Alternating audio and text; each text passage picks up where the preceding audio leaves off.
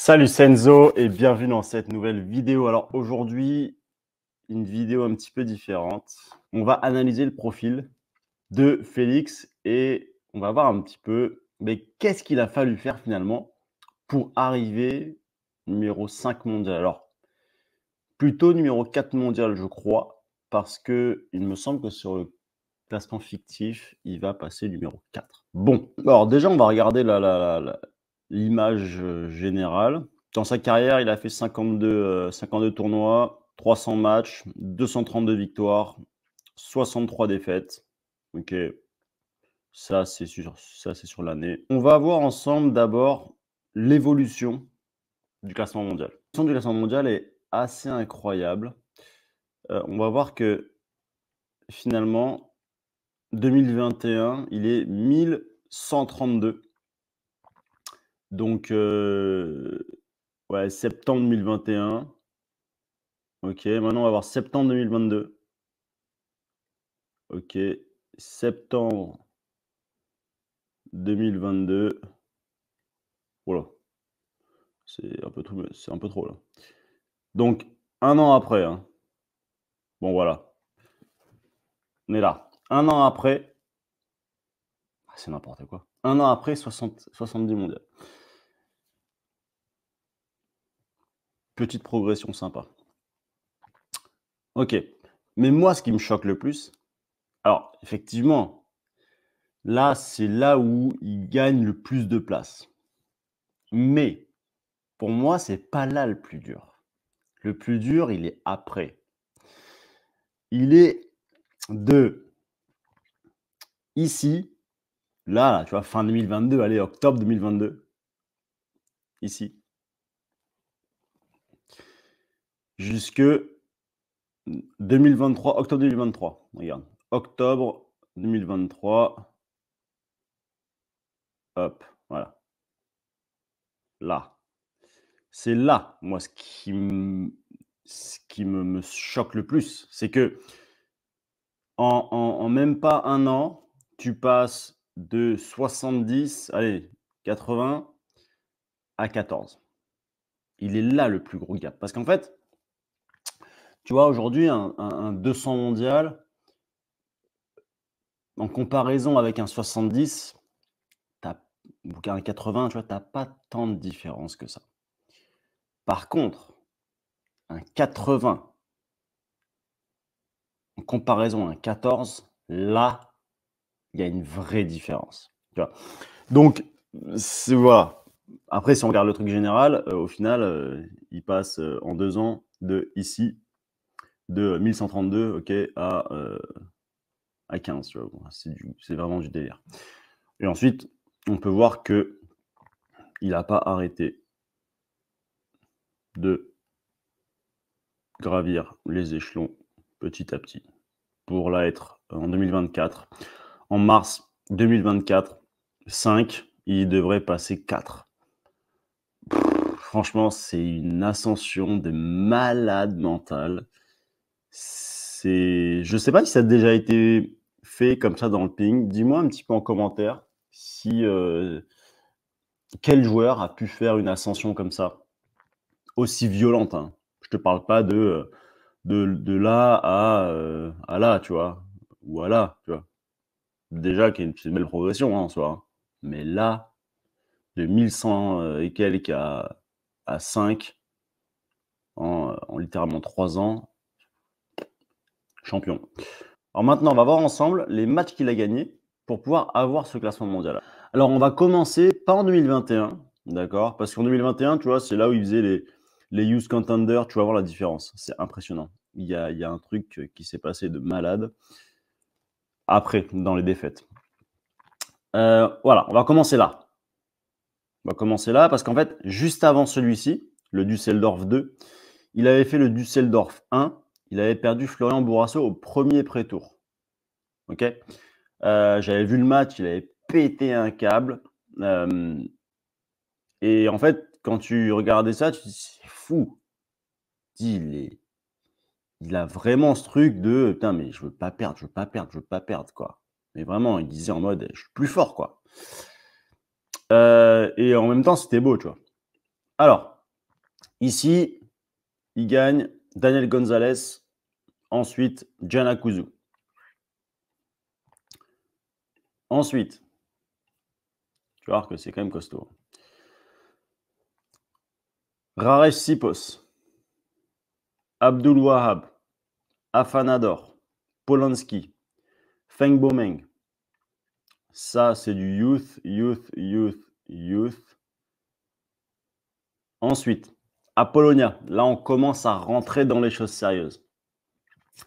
Gerasimenko. Mais enfin, tu vois, Apollonia, c'est pas 3-2, quoi. Hein. C'est 8-5-7. Gerasimenko. Zhao Ziao. 8-8-8-4. Ça commence à être des résultats qui sont quand même très sérieux. Feng Bomeng, encore une fois. Achenta.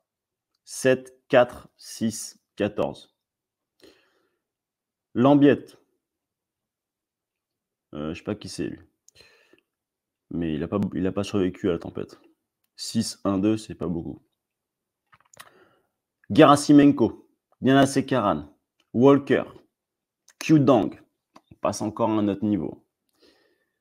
Putuntika, Chodai Song. Donc ensuite, ça c'est du youth encore, donc on ne compte pas, on va dire.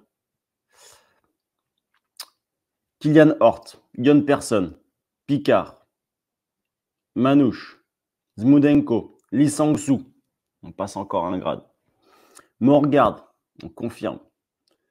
Django Jin, on reconfirme.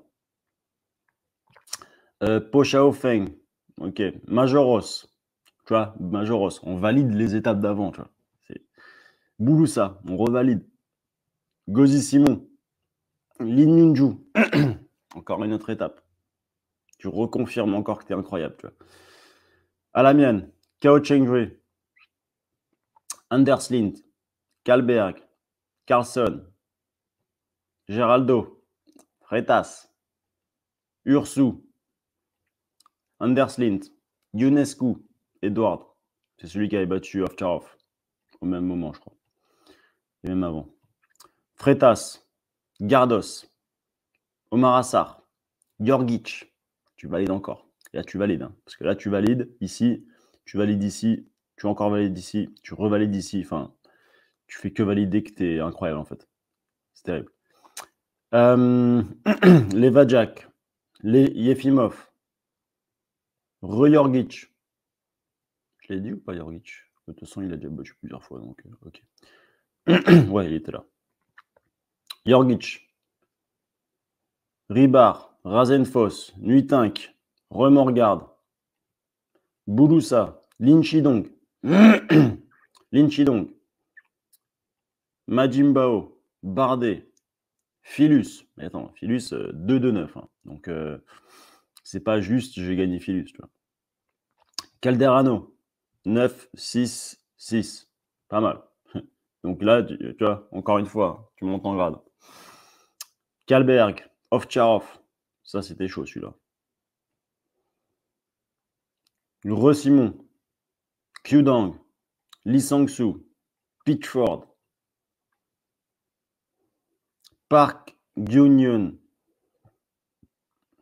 Morgard, Aruna Quadri, Francisca, encore une fois Calderano, Groth, Lint, Abeson, Redzimski, Apollonia, Freitas, Chen Shiwan, une nouvelle fois, du coup.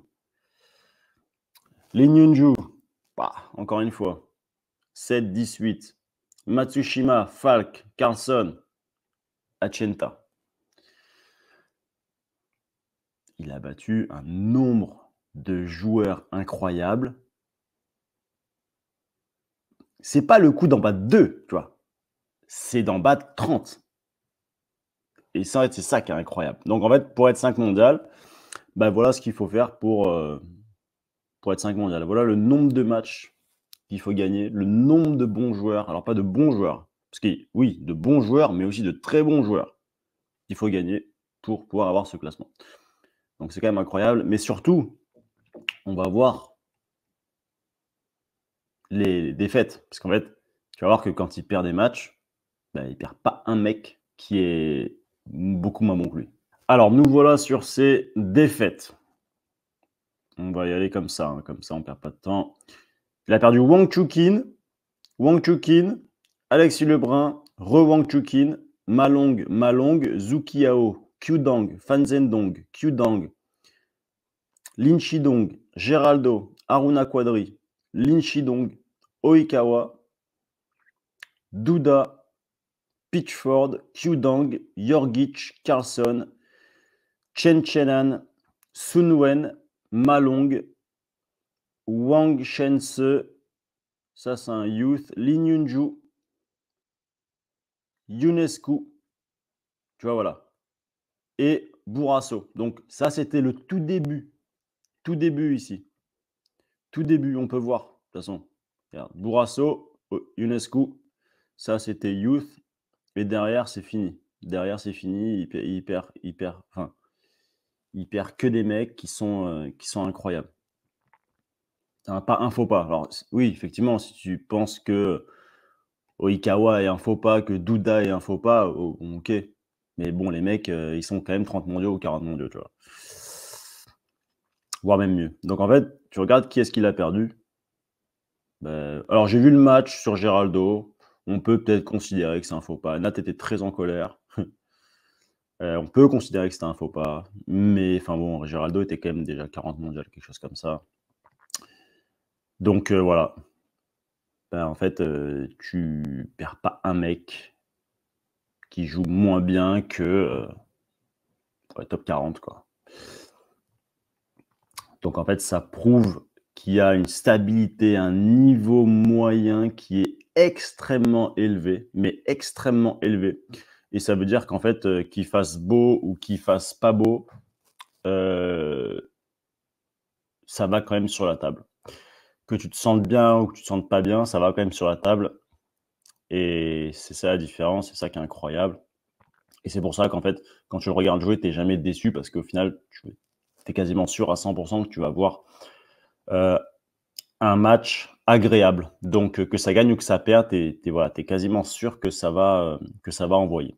Donc voilà, écoute, si tu aimes bien ce genre de vidéo, n'hésite pas à me le faire savoir en commentaire. J'en ferai d'autres sur d'autres joueurs. Et puis sur ce, je te dis à très vite pour des prochaines vidéos. Ciao!